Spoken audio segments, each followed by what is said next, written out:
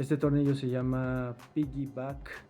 Lo que hace es que al ir entrando sobre el cárter va a ir creando su rosca, y estos espacios que tiene es donde se va a ir alojando el material sobrante que pueda ir generando cuando va haciendo su nueva cuerda. Una vez que este tornillo esté colocado en mi cárter, ahora por aquí es por donde se va a drenar el aceite, y mi tapón pues va a ser ahora este pequeñito tornillo. Antes de que uno obtenga este tornillo, debe uno de saber cuál es la medida de tornillo, de tapón, de cárter que uno tiene actualmente en su vehículo. Yo tuve que encontrar uno que fuese más o menos de esa medida. Lo conseguí en AliExpress y Mercado Libre. Es una bolsita como esta que ven, y trae su llave que entra en el tornillito pequeño en esta, o sea que ya no tienen que preocuparse por conseguir una. El tornillo grande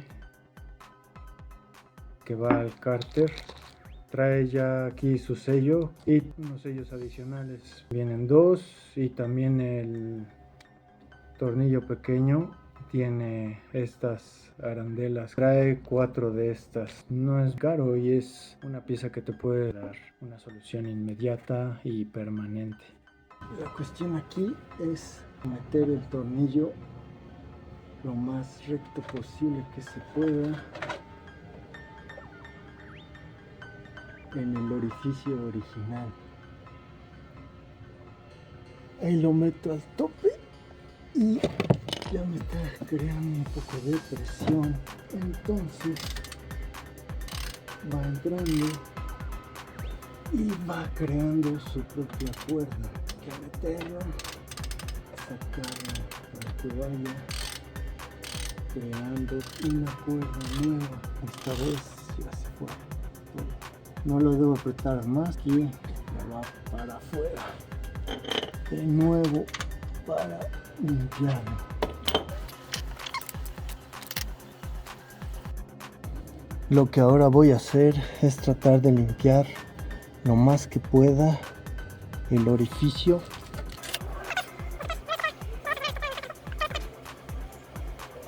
Si se pueda ver, ahí está. Estas son las que estaban todavía ahí adentro. Las voy a seguir limpiando. Del aceite que le he drenado ahorita, le voy a echar un poco por la parte de arriba para que lo drene por acá y saque las rebabas que puedan estar por ahí adentro. Ahí es por donde voy a verter el aceite que tenía anteriormente. Saqué ya un poco del usado que tenía. Ahí se ve cómo está cayendo. Drenando por si es que pueda haber quedado alguna rebaba ahí adentro, pues ya con eso la saque.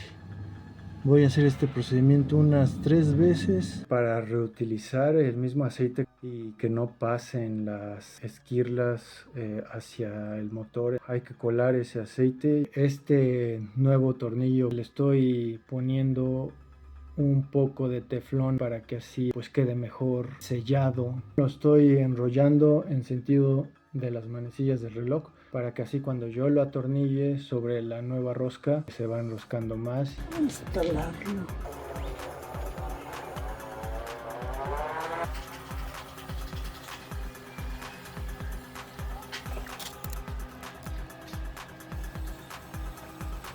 El fabricante de este tornillo nos recomienda un torque de apriete de alrededor de 14 libras fuerza, que serían unos 19 Nm, pero yo al no tener un torquímetro, pues lo que hice fue apretarlo hasta donde dio mi mano, y de ahí, viéndolo como manecillas de reloj, si estas son las 12, yo lo apreté más o menos como a las 2 o 3 del reloj.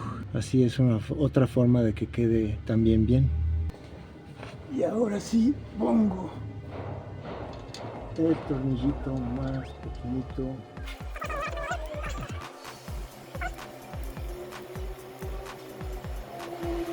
Si uno aprieta además este tornillito, va a seguir uno torqueando el tornillo de abajo y pues podemos volver a dañar la rosca que acabamos de hacer. con una llave de 17 milímetros, que es la medida de este tornillo, sujetarla y luego ya apretar este pequeño taponcito, aunque no es realmente necesario porque este taponcito pues va directamente y es muy sencillo apretarlo, y pues no hay que apretarlo también con mucha fuerza.